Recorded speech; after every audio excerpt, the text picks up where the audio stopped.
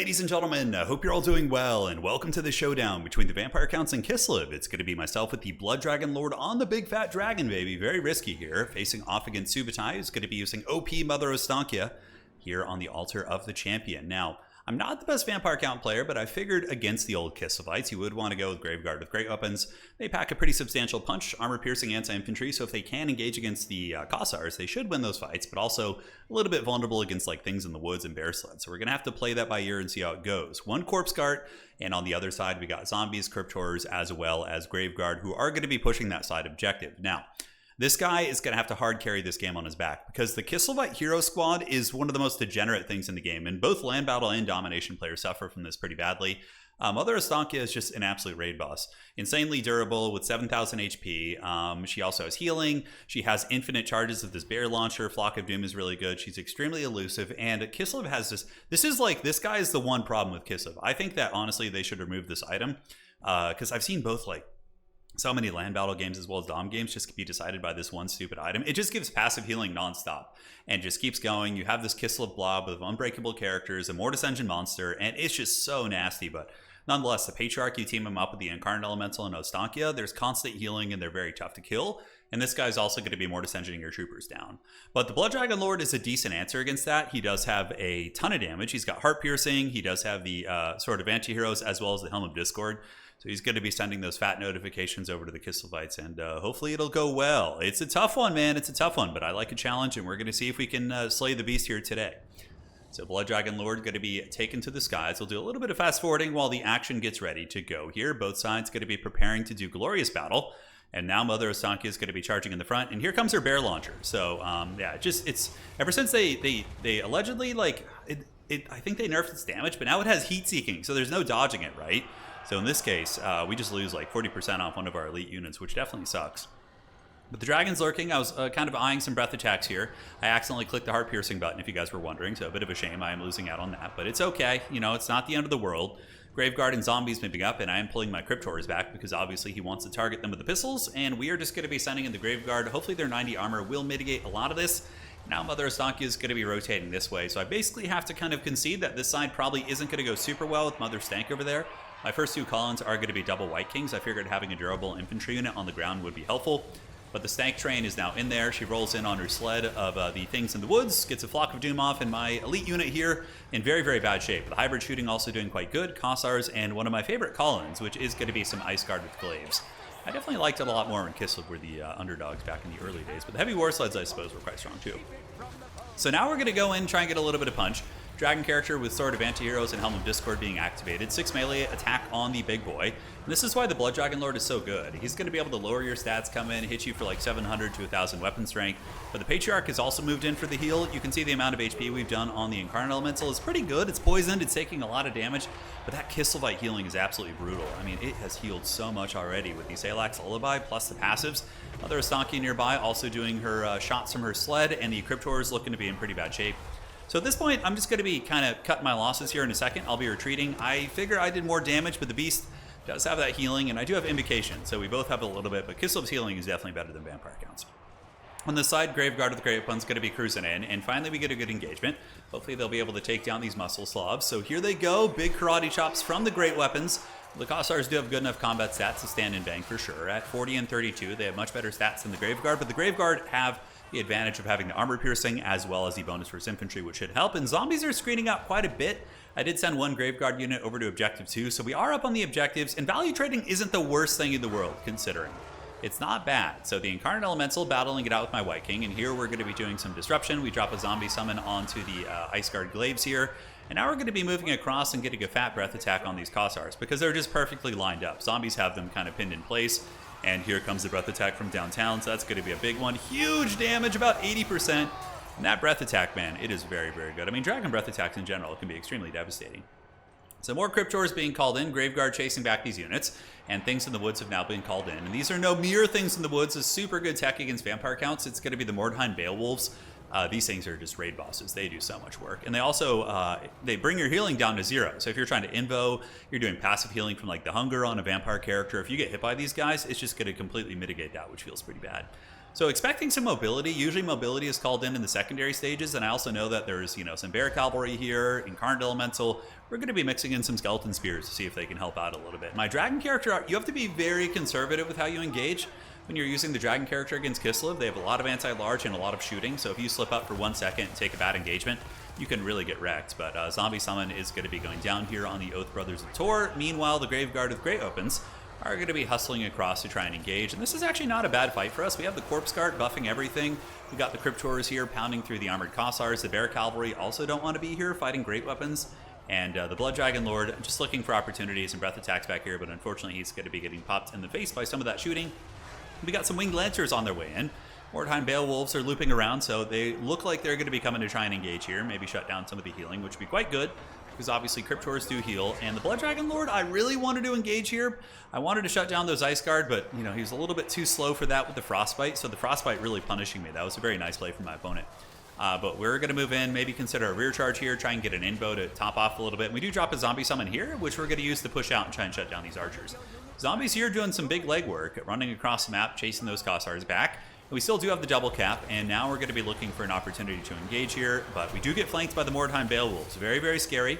So flying overhead is the Blood Dragon Lord. He currently probably has some respectable value, about 900, which isn't bad. Flock of Doom from the Stank, going to be super good at clearing out my chaff units. Graveguard just barely holding in there, and here comes the Blood Dragon Lord. So he flies in from the side. Big attack's going to be getting into Mother Ostankia, so hopefully we can connect. We have the Heart Piercing and the Sword of Antiheroes, but the Dark Tainted Blood is keeping him from healing, so that's so strong. All it takes is one of those, but a couple attacks on Mother Ostankia do a lot. Value is close-ish, but Kislev is definitely ahead, and Kislev does have better healing than us, so that's a little bit scary. But the Mordheim Beowulfs do get folded up, they get terrified and push back, and the Cryptor is able to support. And you can see the Crypt Boys are actually doing really good, grinding through a lot of the Kislevites right there, which is quite nice. And we do have that double cap in the meantime. Side objective owned by Kislev, and now we're going to be sending some zombies and Cryptors over to that side to try and anchor that one down. Mother Ostankia and the Patriarch going for the kill on the Blood Dragon Lord, which they got very close to doing, but we do get away. We pop Imbo. That's going to heal us up if I'm not mistaken. Yes, the healing is going down, and we get a really good counter charge with the Dire Pack. So Dire Pack are anti-large, so though they're going to die, they're going to do some substantial damage against Mother Ostankia before all is said and done. So if I can pick her off, maybe there's an opportunity to get back in this game. We'll have to see. So Blood Dragon Lord going to be zooming around. Up in the sky, we do see the Incarnate Elemental of Beasts battling it out with the Cryptors, and obviously is going to be winning that fight. I would imagine this thing's gotten some good value, about 2,000 already, so it's more than paid for itself. Really, really strong. Blood Dragon Lord has gotten about 1,500, so he's getting in the ballpark of paying for himself, but still has a little bit more work to do. Trying to be cautious because I know if I land and fight, some of this hybrid shooting might be able to move up. Saw some pistol fire over there, so I was just being really patient, waiting for my cooldowns, waiting for an opportunity to get in there and get after Mother Ostankia. So on this side, I'm going to be moving my Graveguard to the middle. I know that one of my best chances of winning this game probably is going to be on objectives here. Thankfully for me, very cost-effective fight. We got the Skeleton Spears with their little prison shanks getting in and taking down these big, scary cavalry. So the Warbear Riders probably have gotten some okay work in, but not trading super effectively against most of my infantry. So we get a breath attack on Mother Ostankia, but she eats it in the face. Salek's Lullaby basically mitigates the damage that's coming in. And once again, the things in the woods are going to be on their way back in as we drop a Helm of Discord debuff on the blob, trying to buy a little bit of time. But Kislev is very effective at clearing out blobs. This would have been pretty bad for Kislev previously. But now that they have this Mortis Engine monster that can drain down large amounts of infantry, it's made it a lot harder to deal with them in these blob situations. On the side, though, we're going for the objective theft. You can see the boys are arriving. Cryptors are on their way to getting this objective here. Kislev, of course, has wrestled the middle objective for my poor vampires, so they're trying their best. Graveguard have arrived. Graveguard will give me a little bit of grind, but we're facing the king of the blob. Like, this composition is so hard to beat in the blob, so maybe it was a bit of a mistake going for that. Maybe more like mobility would be a little bit stronger. It's hard to say, but this objective is going to be flipping, which is going to give us a double cap here. Cryptors are still very, very good in this matchup. They can beat down most of the Kislev troopers if they can mitigate and weather some of the firepower. White Kings, maybe not the best choice. I feel like they haven't been super useful. I mean, they have been grinding down troopers and have almost paid for themselves. They only cost like 600 or something like that. But, you know, I felt like their performances were a little bit, you know, subpar of this game. So up in the sky, Blood Dragon Lord coming in. Heart Piercing once again active, as well as the Sword of Antiheroes. And Mother Ostankia gets very low. She's incredibly slippery on that sled. She's going to get away from here. And she probably has like 3k value right now. Yeah, 2,300. Blood Dragon Lord said to get about 22. He's done pretty good. A lot of buffs and debuffs on him. So he's going to be trying to flee the scene right here. But he is not looking good. He definitely needs some milk. And you're starting to see, even though the value is close and we have both been healing, his healing is blowing me out of the water. He's got a much bigger army on the battlefield. we are going to be seeing the double armored Kossars stealing objective 3, and even though I have had some minor success over here, the good shooting from these Ice Guard. I love that Ice Guard are doing good. I love to see this. They're such a cool unit. They melt my Cryptors very, very effectively. And that, ladies and gentlemen, is basically going to be GG. I have a couple more attempts to go after Mother Ostakia, but she's very slippery. We drop a breath attack in there that does a little bit of damage. But honestly, he's got 2 healing cap giant monsters. Mother Ostakia probably sitting at 3k value, yeah, 2700. And the big monster here also probably sitting at what's it called? Yeah, I would imagine a lot. Yeah, 3k. So yeah, that's a tough one, man. I'm not sure how you would approach that with vampire counts. Maybe you got to go all in on the gooning monster fight, like bring a Terrorgeist character as well, and just not Terrorgeist character, but a Terrorgeist plus the Blood Dragon Lord. But that makes you very vulnerable against shooting builds. You would just get cleaned up. And you can see we almost kill Mother Ostakia, but she's basically unbreakable. So we're not quite able to get her there, and the Blood Dragon Lord does crumple down. So that feels pretty cursed, honestly. I'm not sure how you would do that with the vampire counts. We can go to the drawing board a little bit and see. The Graveguard were good, but part of me thinks shielded Graveguard would be better, because mine, they did okay. A lot of them, yeah, 1,000 here is pretty good, 800 there, but they were summoned twice, a couple of them. The Cryptors did good. The Blood Dragon Lord was the hard carry. He was the only thing that really did super well. Mortis Engine is too risky, because this thing will just bully it. I mean, look at that, 4,000 value. And a lot of that's from fighting infantry, too. Just like Mortis Engineing down things. It's really, really nasty, man. It's really nasty. 3,000 there, too, and the passive healing is really hard to overcome. Yeah, I don't know. If you guys are vampire count players and you've played at a higher level in domination mode or even in land battle, I would be really interested to see on some of the approaches you've used. Maybe like a Spirit Leech kind of build, but Spirit Leech is so easily mitigated by the passive healing here. Normally I feel like I can come up with counter builds, but I'm not sure how I could do it here. Let's actually go to the drawing board and see what we can scheme. All right, so we got the vampire counts here, and how would we do this? Okay, so do we go wider? What about like a Heinrich Kemmler kind of build? Like a wider pressure, like objective playing build? That could be viable. So Undeath Resurgent, you don't really need. Lord of Undeath, Summoning Krell is definitely good. Cloak of Mist and Shadows will be reasonably good, but you could probably cut it just to get a wider army.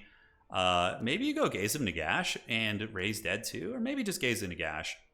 Would Manfred be good here with Fate of Buna? Would Buna really make a difference against anything? Not really. So Gaze of Nagash sniping against the big monster could be good. Okay, so we're off to a start here. I think Shielded Graveguard might be more durable, just so the hybrid shooting isn't as nasty. And then you definitely want a Corpse Cart. That's going to be a staple. Banshees, so Mother Ostakia does magic damage and is anti-infantry. And the Incarnate Elemental also, I believe, does magic damage. So that's not going to work very well. So I think we go this route. White Kings, I didn't like them that much. You could go with a Lamian Vampire, like as a little assassin duelist type character to try and pick things off. I wonder if the Gaze of Nagash, it does have 71% armor piercing. Maybe you just spam this on Mother Ostakia and try and pick her off. And then do we go for a vampire, like a secondary vampire lord, and go for like, we could, you know what, maybe we do, I have a better idea.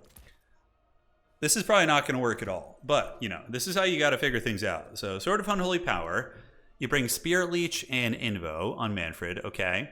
So he's going to generate a shit ton of Winds of Magic, and then you go for a Lamian or a vampire with death as well. So you go with Spirit Leech Cheese. You bring, yeah, that's fine. Hunger is good. And Immortal Will, that thing has free healing. You get it on the Hellsteed and give it the Sword of Antihero. So you have like a little Vampiric Goon Squad, which could be feasible. And you bring this. And these guys are both respectable fighters, so they could definitely like charge into Mother Ostakia and do some work, right? Do we go double Corpse Cart? Cryptors definitely as a secondary wave unit. You don't want them in your starting army. They're going to be a little bit too vulnerable, I think. A couple of Fellbats to deal with things like the Ice Guard Glaives. 2 Doggies I think would be good. Blood Knights I just feel are going to get wrecked by the Bear Riders and also the Mortis Engine stuff. So I don't know about Blood Knights.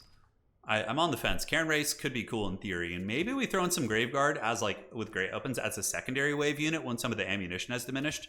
Definitely want to get the Sternsmen. They're very good. And some zombies up in the starting core. This actually feels like it might be better.